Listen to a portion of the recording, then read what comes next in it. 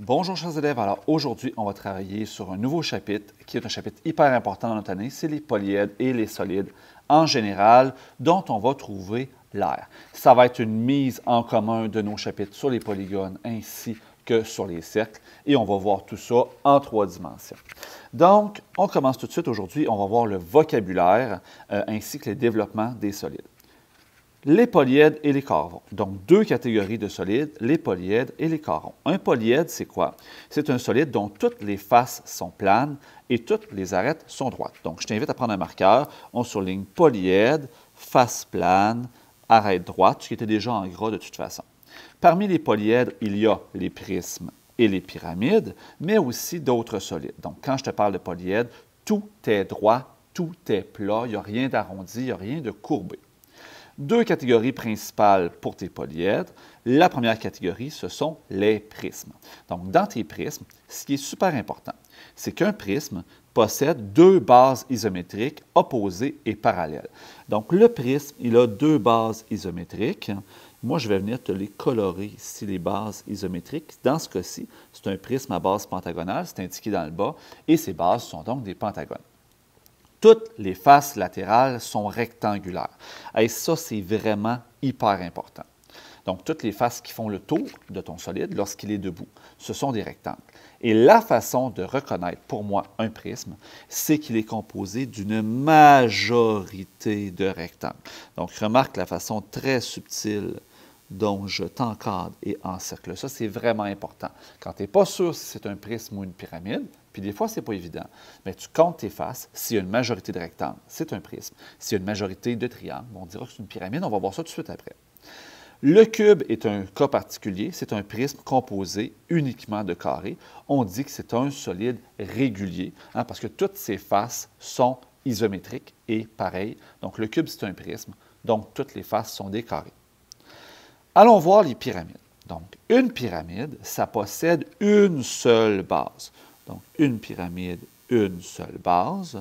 Je vais mettre d'ailleurs la base ici en couleur. C'est une pyramide à base carrée. Là, ici, à cause de la perspective, elle n'a pas l'air d'un carré, mais c'est un carré. Toutes les faces latérales sont triangulaires et la pyramide est composée d'une majorité de triangles. Et là, remarque la façon subtile dont j'encercle ça. Le tétraèdre, c'est une pyramide à base triangulaire qui est composée uniquement de triangles. Il y a 4 triangles dans un tétraèdre. C'est 4 triangles équilatéraux. C'est un solide régulier qui est composé uniquement de triangles qui sont isométriques. Donc, si je résume jusqu'à présent, prisme, 2 bases, majorité de rectangles, pyramide, une base, majorité de triangles. Et il va rester les corps ronds. Les corps ronds, c'est un solide qui présente au moins une face courbe. Donc, je vais revenir ici. Un corps rond, c'est au moins une face courbe. Parmi ces derniers, on en retrouve 3 catégories, mais il y en a d'autres. Okay? Imagine une boule de pâte à modeler tout croche, c'est un corps rond. Donc, les principales catégories, le cylindre, le cône et la sphère. Nous, ce qui est à l'étude en secondaire 2 officiellement, c'est vraiment le cylindre que tu dois le plus apprendre en secondaire 2. Le cône, on va l'aborder rapidement. La sphère, ce sera en secondaire 3. Maintenant, on va aller voir les développements des solides. Et je sais que les développements de solides, tu as déjà vu tout ça au primaire. On fait juste un rappel aujourd'hui parce que ça peut aider de savoir quel est le bon développement d'un solide. Donc, le développement d'un solide permet de visualiser à plat l'ensemble de ses faces et des mesures qui y sont associées. Un développement valable doit être replié le long de ses arêtes pour former le solide. Chaque solide représente plusieurs développements possibles. Donc, c'est possible de prendre un solide puis de l'ouvrir de plusieurs façons différentes. Là, je t'en montre une possibilité pour chacune. Identifie le solide associé à chacun des développements suivants. Donc, ce qui m'intéresse, c'est oui, le nom, mais surtout pourquoi on le nomme. Donc, un prisme, par exemple, le premier. Tu vois ici, il y a une majorité de rectangles. C'est un prisme. Donc, c'est un prisme à base. Là, on ne s'entend pas, les profs, si on met un S ou pas de S à base. En fait, là, ici, il y a des bases. Là, je vais mettre un S, mais s'il n'y en a pas, ce n'est pas un drame. Donc, prisme à base. Et là, tu nommes tes bases. Puis les bases, ce sont ici les pentagones. Donc, on dit pentagonal. Donc, prisme à base pentagonale. On va aller voir la deuxième figure. Ici, majorité de triangles. C'est une pyramide. À base, il y en a juste une. Puis la base, c'est un carré. C'est la face qui n'est pas triangulaire. Troisième figure, prends 2 secondes pour le nommer. Bien, ça ici, on pourrait dire que c'est une pyramide à base triangulaire. Tu pourrais, là. Mais c'est un tétraèdre. C'est celui que je t'ai nommé à la page précédente, que si je le referme, c'est tous des triangles équilatéraux isométriques. Tu me dirais pyramide à base triangulaire, ce ne serait pas faux. Je vais descendre à la prochaine ligne.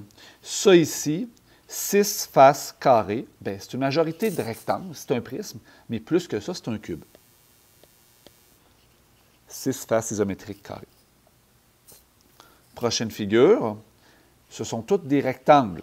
Donc, majorité de rectangles, prisme, à base. Puis là, si je considère, par exemple, que c'est ces deux faces-là qui sont les bases, de toute façon, on s'entend que c'est la même chose, c'est tous des rectangles. Rectangulaire. Prisme à base rectangulaire. Prochain solide, on remarque ici les deux cercles. Deux cercles, puis quelque chose qu'on va enrouler autour des cercles, c'est un cylindre.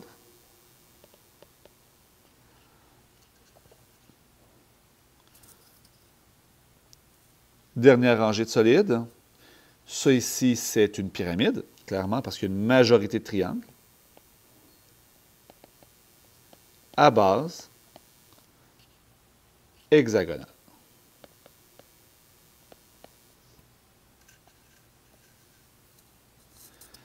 Prochain solide. Alors là, c'est majorité de rectangles, clairement. J'ai deux carrés. Si j'ai des faces particulières, ce sont ça mes bases. C'est un prisme à base carré. Et dernière figure. Oh, là, ça, c'est plus complexe un petit peu.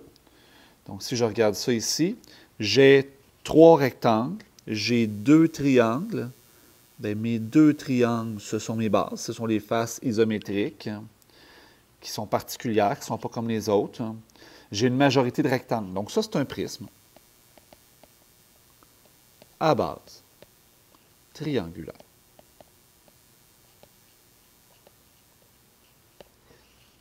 Donc, c'est ce qui termine nos notes de cours pour aujourd'hui. À part peut-être une petite mise au point au niveau du vocabulaire. Donc, quand je regarde un solide, puis je vais revenir ici à la page précédente. Donc, si je regarde ma pyramide, par exemple, au niveau du vocabulaire, donc les faces, ça c'est clair. Quand je parle de sommet, ce sont chacun des points de rencontre ici, ce sont les sommets. Et dernière des choses, bien, quand je parle des lignes qui relient les faces, on appelle ça une arête. Donc, au niveau du vocabulaire, ça pourra t'aider pour tes exercices. Sur ce, bon travail!